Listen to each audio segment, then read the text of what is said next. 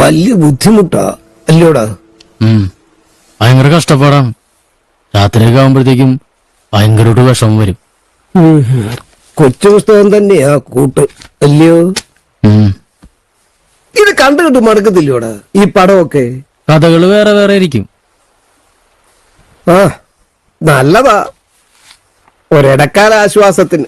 പറയാതെ പറ്റത്തില്ലെന്ന് ഞാനും സമ്മതിക്കുന്നു. അതെങ്ങനെയാ പറ്റിയതുള്ളതെന്ന് എനിക്കറിയത്തില്ല. ട്രിവാൻഡ്രത്തിൽ വെച്ച് വന്ന് ഇന്നതുപോലത്തെ ഒരു കഥാപാത്രമാണെന്ന് അനു VKP ഒക്കെ കൂടെ പറഞ്ഞപ്പം എനിക്ക് രസമാണ് തോന്നിയത്. അത് കൊള്ളാമല്ലോ എന്ന് തോന്നി. ഒരുപാട് കോണിസ്റ്റുകളും ഒരു വേണ്ടി വന്ന ചില ഒരു അശ്ലീലത്തിന്റെ ഏതാണ്ട് ഒരു ധ്വനി ഒക്കെ ഉള്ള നല്ല ചുവയുള്ള അത് പക്ഷെ ആ സിറ്റുവേഷൻ ഡിമാൻഡ് ചെയ്യുന്നു.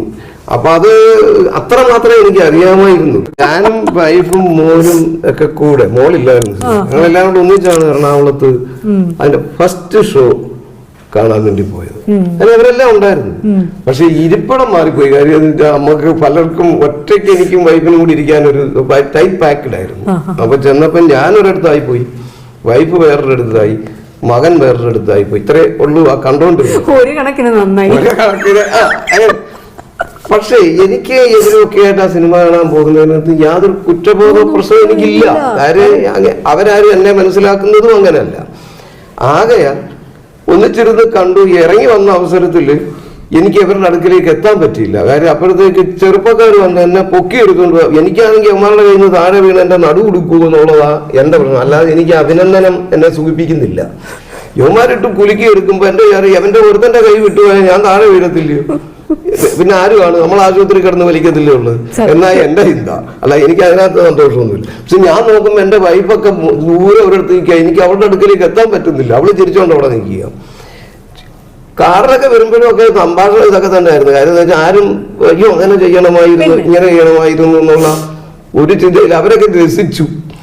അതിഭയങ്കരമായിട്ട് അവർ സന്തോഷിച്ചു. ഇപ്പോഴും എന്നോട് ഇവരൊക്കെ സംസാരിക്കുമ്പോഴും ഒക്കെ ഈ കാര്യം പറയും. ഇപ്പൊ ഈ ചില ട്രോളൊക്കെ വന്നിട്ടുണ്ട് ഈ ഇതിനകത്ത്.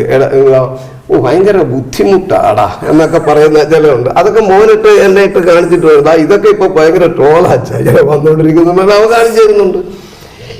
അവർക്കറിയാം ഞാൻ ഇങ്ങനത്തെ ഒരാളാണ്, നമ്മളെ ഒരു തൊഴിലാണിത്. ആ തൊഴിലിൽ നമ്മൾ ഇങ്ങനെ ചെയ്തിരിക്കുന്നു, അത് അവരെ സന്തോഷിപ്പിക്കുന്നു, ബാക്കിയുള്ളവരെ സന്തോഷിപ്പിക്കുന്നു. എനിക്കതുകൊണ്ട് വലിയൊന്നല്ല, എനിക്കത് എൻ്റെ വീട്ടിൽ അതൊരു വിഷയമേ ആണ്. മസാജ് പാർലറും കുടിച്ച സ്ഥലവും ഒക്കെ ഇവൻ അറിയത്തില്ലയോ? ഇല്ലയോടാ അബ്ദുവേ? ഏയ്, ആ തിരുമല അല്ല ഈ തിരുമൽ. ഒരൊറ്റ